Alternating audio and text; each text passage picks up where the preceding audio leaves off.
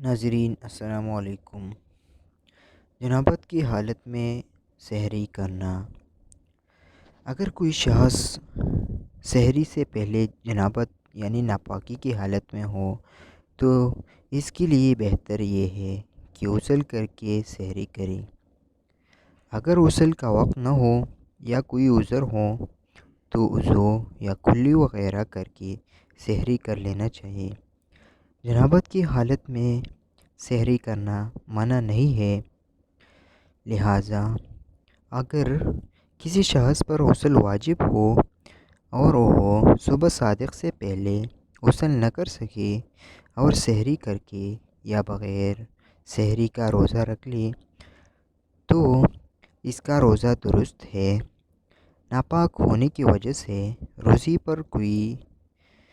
روزہ پر کوئی فرق نہیں پڑے گا، البتہ اس کے بعد پھر جلد از جلد غسل کر لینا چاہیے۔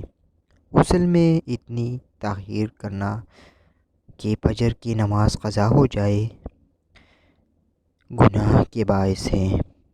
والسلام۔ اگر چینل پر نئے ہو تو سبسکرائب ضرور کریں۔